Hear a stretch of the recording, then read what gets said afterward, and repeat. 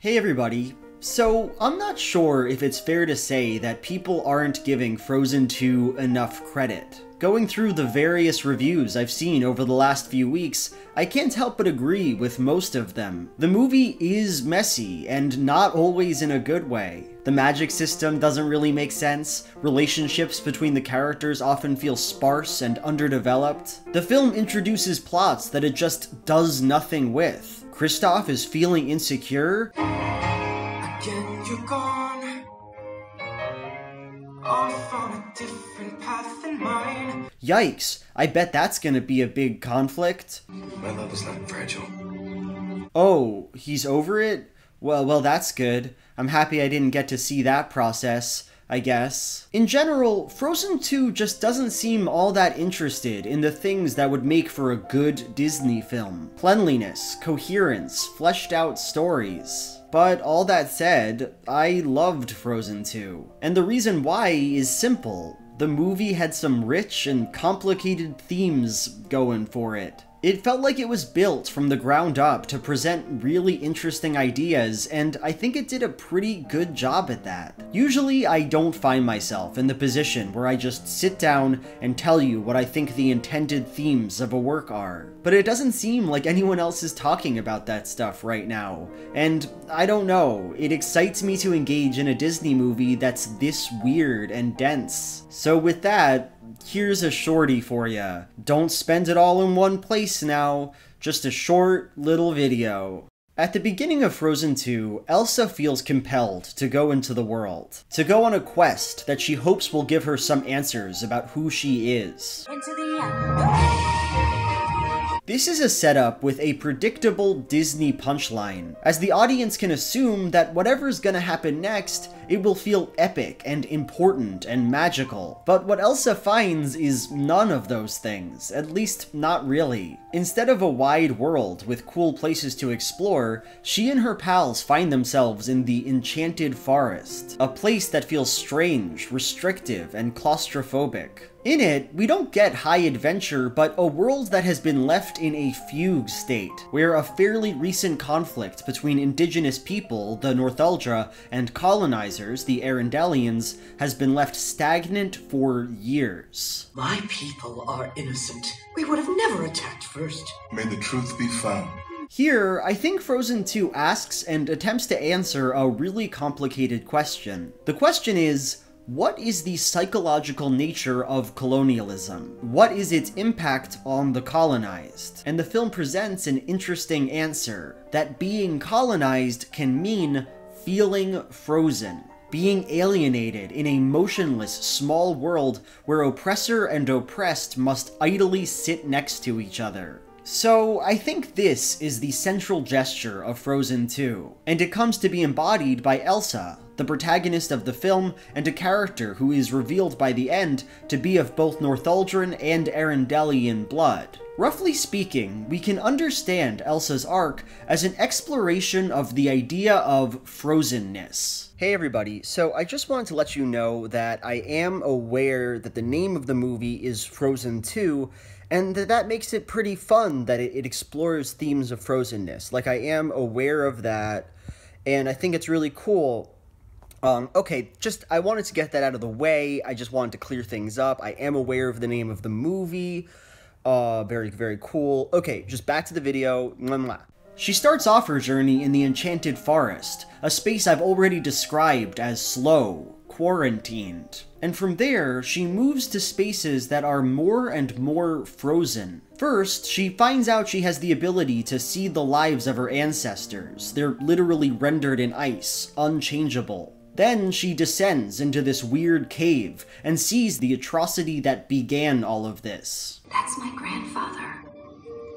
Attacking the Northuldra leader, who wields no weapon. We'll come back to that scene later, it's important. And finally, she is frozen herself, so overwhelmed by this atrocity that she cannot move. Elsa's story is defined by a geography of motionlessness, a sense that she is trapped, endlessly rehearsing and being psychologically devastated by this ancient tragedy. But maybe more importantly, we can connect Elsa's story to the central object of Frozen 2, the dam. The dam was a tool used by Arendelle to subjugate Northuldra and steal their magic from them. The dam wasn't a gift of peace.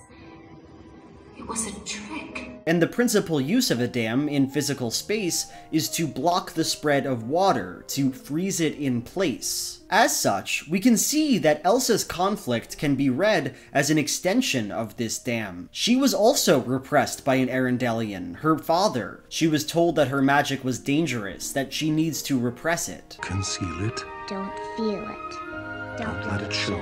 And it's Anna's breaking of this dam, an action she does unflinchingly, even as she thinks it will destroy Arendelle, The dam must fall. It's the only way to break the mist and free the forest. that finally sets Elsa free, literally allows her to move again. And although the severity of this action is somewhat undermined by Elsa just saving the day and making it so nobody actually has to lose anything, the message is still clear. Within Frozen 2, the oppression of indigenous people is understood not only as a matter of class or material conditions, but also as the traumatic internalization of the oppressor. The belief that you must become them even as you are scorned, rejected, and isolated by them. The feeling of being stuck, and of needing to fight to become unstuck.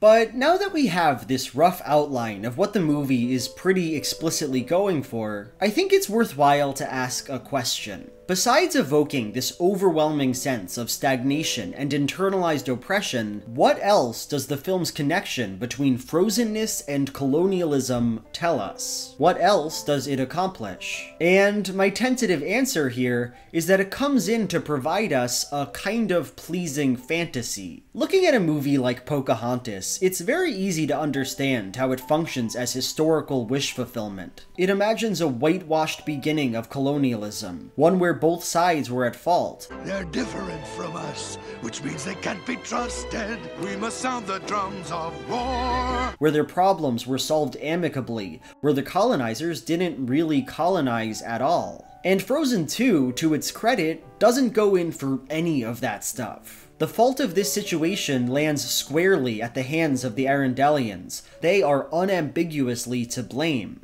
But instead of engaging with that sort of Disney-fied, gauche, reimagined history, Frozen 2 comes in to offer us another kind of fantasy. The fantasy that there is a discrete origin to the suffering of colonialism that remains intact. See, every problem in Frozen 2, the indigenous people and their colonizers being trapped in the forest, the dam that prevents the spirits from being happy, even Elsa's trauma, can all be traced back to one event, an Arendellian killing an unarmed Northuldran. That's my grandfather.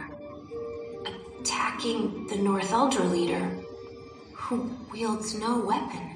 It is a moment that we can clearly recall, see with our own eyes, still and perfect. And surrounding that event is a society that is frozen in time, but also frozen in time, preserved, pure. The bad action can't be undone, but it can be fixed, the dam broken. And in its breaking, we are promised a complete and untarnished justice. I'm not trying to ding Frozen 2 here. Personally, I think it's pretty cool that the sequel to one of the most profitable movies ever made engaged with these concepts in the first place. But nevertheless, watching this scene from the film reminded me of a great book called Lose Your Mother by Saidiya Hartman. The book is about the Atlantic slave trade, and I'll read a short quote from it here. Because of the slave trade, you lose your mother. If you know your history, you know where you come from. To lose your mother was to be denied your kin,